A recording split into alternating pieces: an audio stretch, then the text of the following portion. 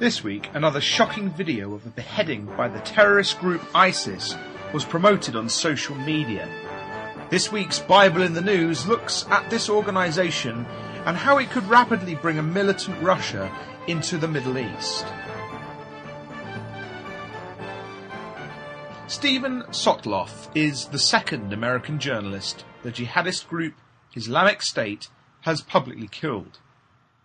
The group claimed his killing was in revenge for continued US airstrikes targeting its fighters in Iraq.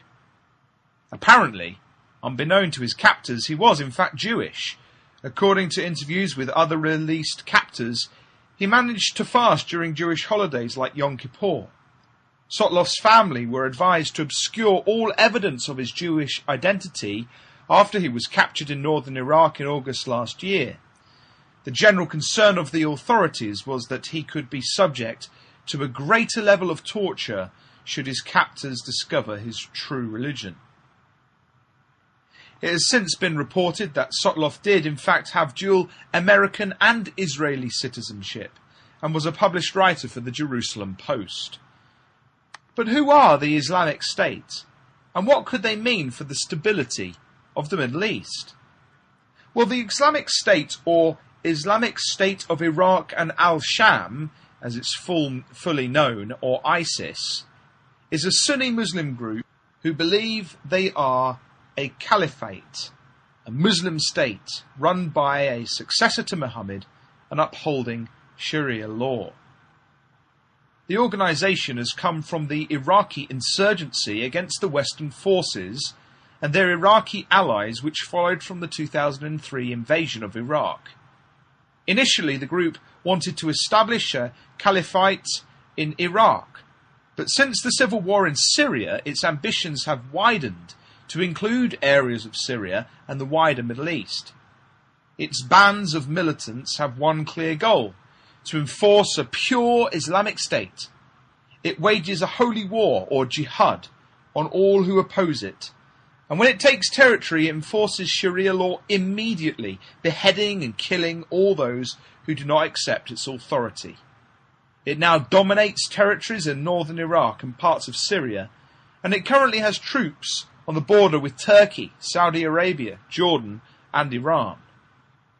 According to The Economist, apparently, quote, ISIS may have up to 6,000 fighters in Iraq and 3,000 to 5,000 in Syria, including perhaps 3,000 foreigners. Nearly 1,000 are reported to hail from Chechnya, and perhaps 500 or so more from France, Britain, and elsewhere in Europe, end quote. The organisation aspires to unify the Muslim-inhabited regions of the world under its political control, beginning with Iraq, Syria, and other territories in the Levant region, which includes Jordan, Israel, Palestine, Lebanon, Cyprus, and parts of southern Turkey. According to some reports, the black ISIS flag has even been seen in Israel on Palestinian rallies. This concept of a militant Islamic State is unifying extremists and will pose a huge threat to the stability of the region. In a report by the International Business Times, an interesting insight was given this week into the group's view of Russia.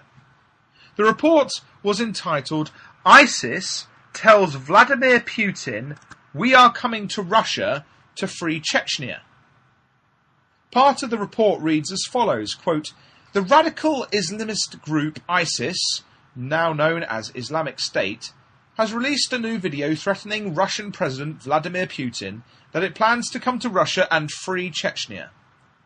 The video footage, believed to be filmed in the Takbar airbase captured from Syrian government forces in Raqqa, shows an ISIS fighter in a military jet. He says, this message is for you, Vladimir Putin. These are the aircraft you sent to Bashar or Assad, and we're going to send them to you. Remember that, he says. This is Russian technology, said a militant with a Russian voice, according to the Moscow Times. We will, with consent of Allah, free Chechnya and all of the Caucasus. The Islamic State is here and will stay here, and it will spread with the grace of Allah. another militant warns. The militant then addresses Putin, adding, "Your throne has already been shaken, it is under threat and will fall with our arrival in Russia.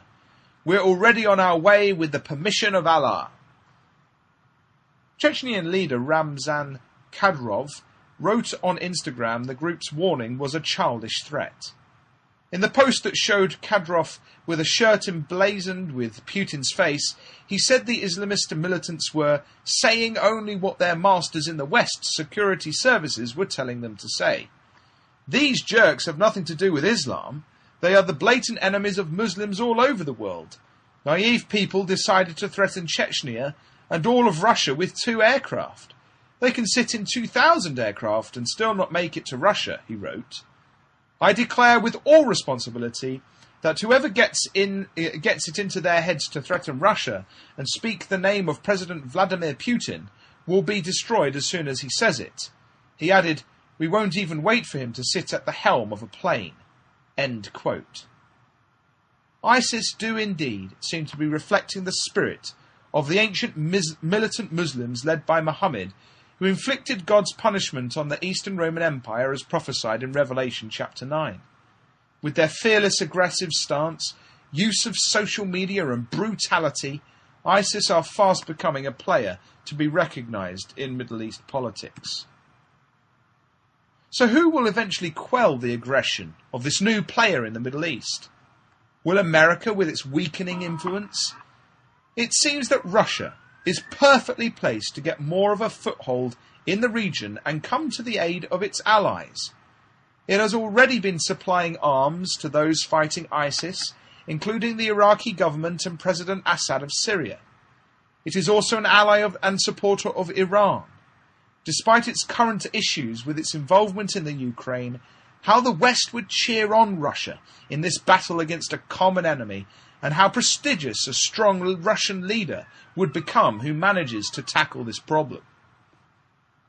Now it's interesting to consider this all in the light of Bible prophecy and the time period of the latter days, a time period in the Bible which begins with the restoration of the Jews to Israel, Hosea 3 verse 5, and ends with the great establishment of the kingdom in Israel, Isaiah 2 verse 2. In the time between these momentous events, the Bible tells of a world leading up to a crisis called Armageddon, where a number of nations invade Israel before God acts to rescue his people. See Ezekiel 38, Joel 3 and Revelation 16.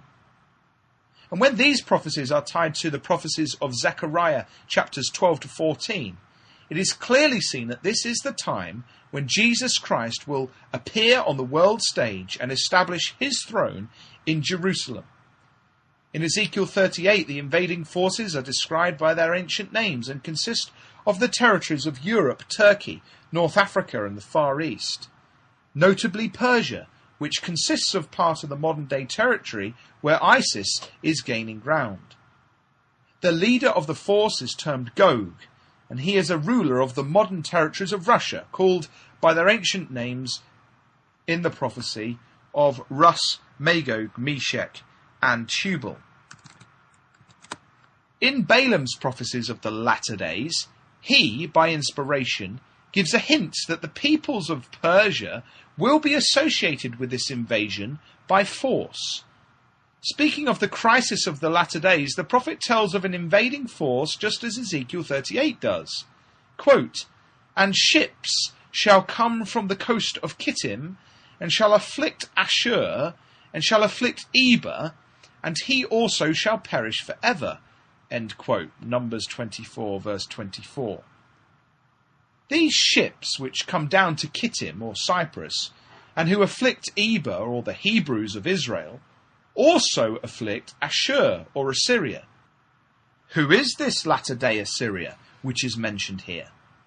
Could it be a revived Muslim state which is brought under control and tamed by Russia? Russia, who has its current interests and allies in Syria and Iran? Russia, who has President Putin setting the president for a fearless militant leader as it is currently showing in the crisis in the Ukraine? Will ISIS draw Russia into the Middle East, ready for the scene to be set for the events outlined in Bible prophecy to come to pass? For whether ISIS will be the catalyst for the great crisis of events which will unfold in these latter days, we cannot be sure. But we do know that Russia and the nations will eventually be compelled to invade the land of Israel before the great manifestation of the Lord Jesus Christ and his immortalized saints will appear on the world stage. One thing is for sure: God's kingdom is coming on this earth. The Lord Jesus Christ will return to sit on the throne of his father David, Luke 1:32. Bible believers must therefore keep the vision of this coming age in the forefront of their minds as we look forward to the time when this world will almost be unrecognizable under the righteous reign of the Lord Jesus Christ. That time when many nations shall come and say, "Come, and let us go up to the mountain of the Lord and to the house of the God of Jacob, and he will teach us of his ways, and we will walk in his paths. For the law shall go forth of Zion, and the word of the Lord from Jerusalem." Micah chapter 4 verse 2. Until then, we watch and wait in faith, working out our own salvation with fear and trembling, as we're told in Philippians 2 verse 12. This has been Matt Davies for the Bible in the News.